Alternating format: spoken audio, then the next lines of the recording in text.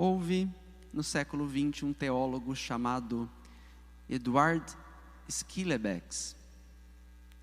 Foi tido por muitos como um grande teólogo e, já mais próximo do término da vida dele, ele fez a seguinte declaração: depois de tanto estudo, eu acho muito difícil crer que Jesus era Deus.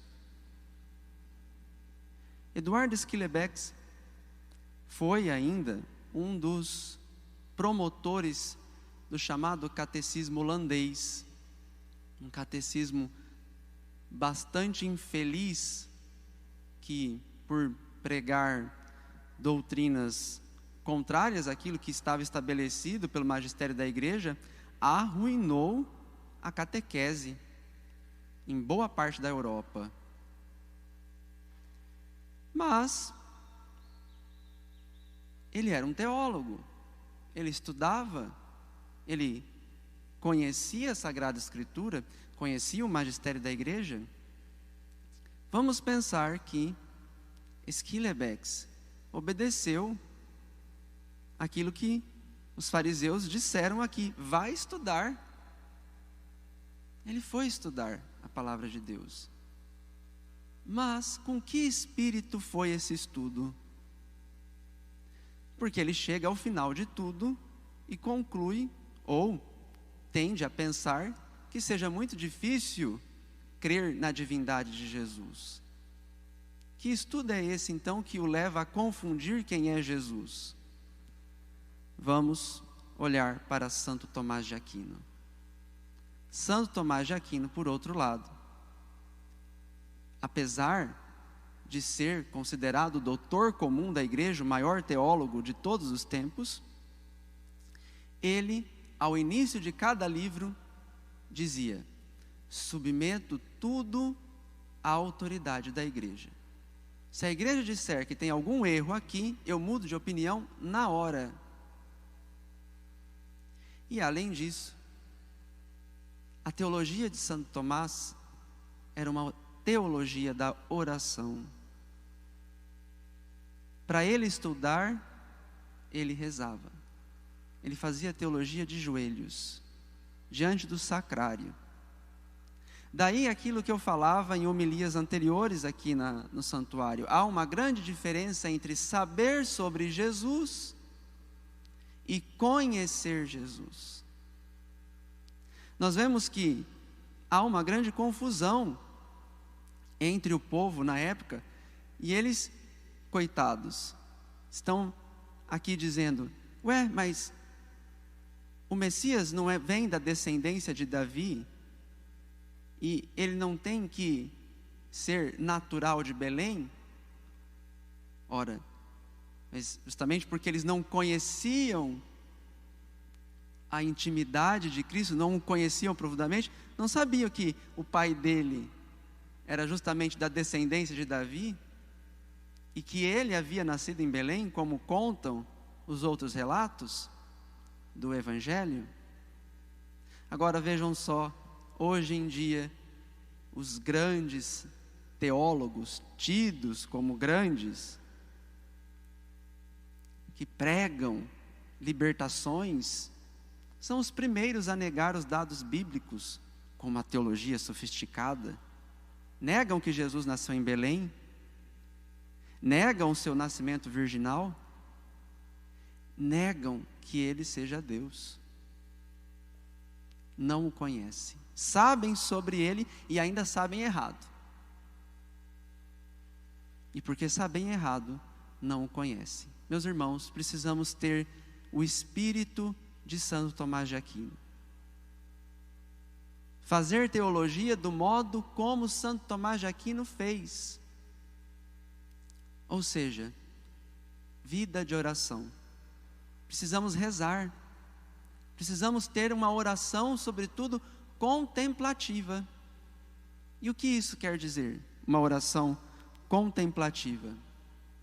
Vejam, quando você, de repente, conhece alguém, admira alguém, gosta de um famoso, por exemplo, uma pessoa famosa. E de repente você até a conhece, mas você não ganha participação nenhuma na vida dela. O que eu quero dizer com isso? Que apesar de você ter alguma proximidade com essa pessoa, cada um no seu quadrado, ela fica lá e você aqui. Você não vai ganhar uma participação na conta bancária dela, vai?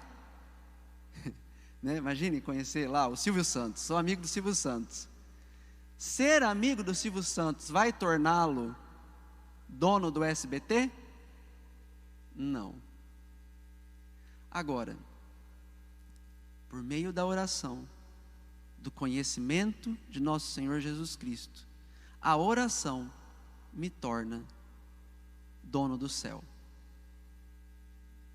Porque me dá uma participação na vida divina. Eu entro na intimidade de Jesus, e foi isso que Ele prometeu para nós.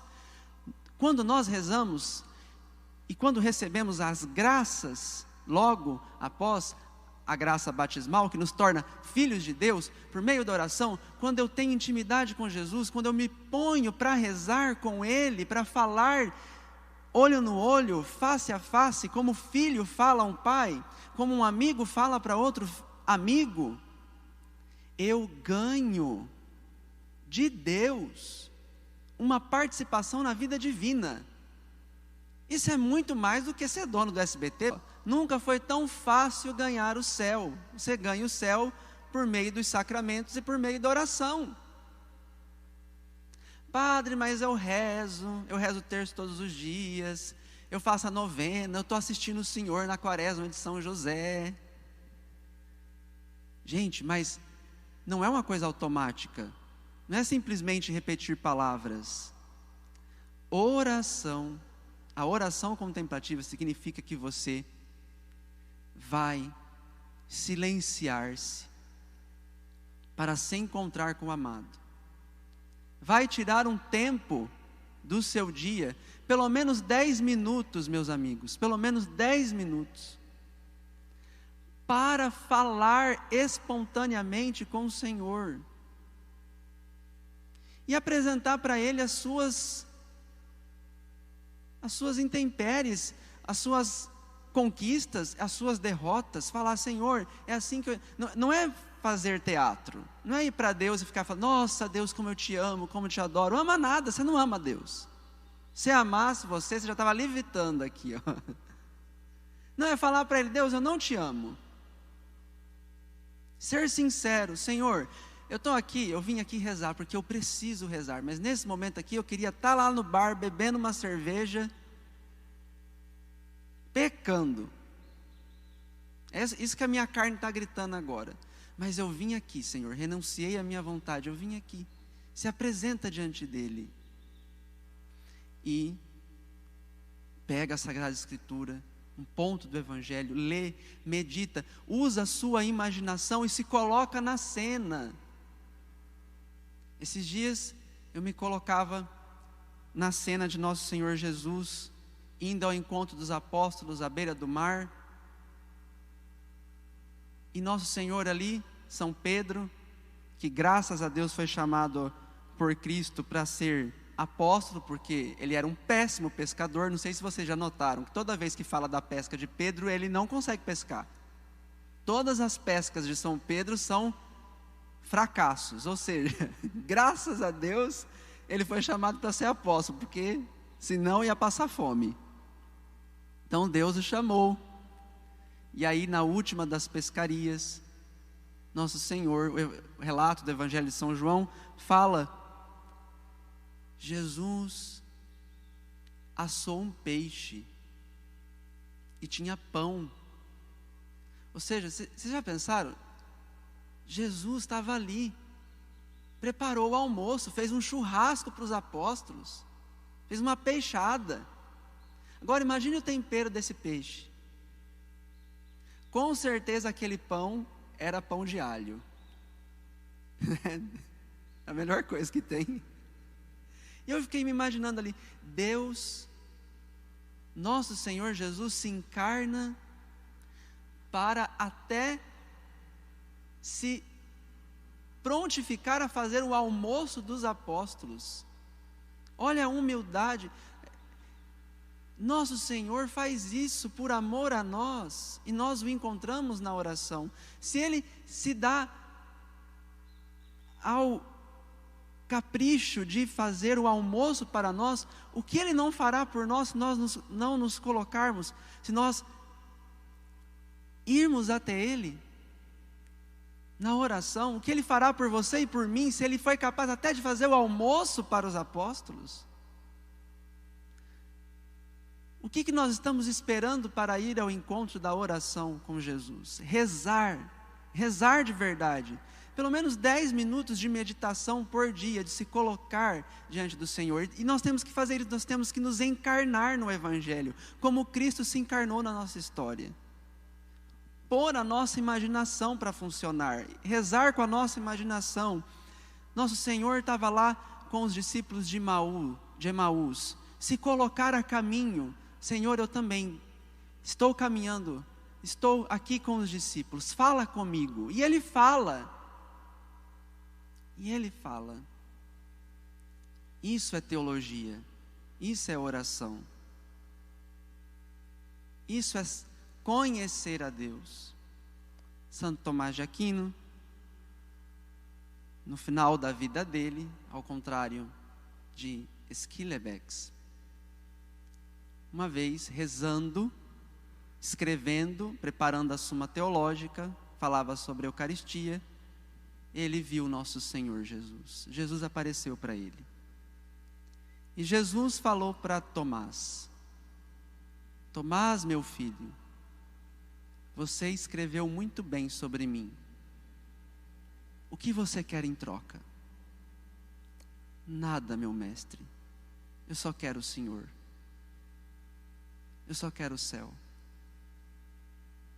Porque tendo o céu eu tenho tudo.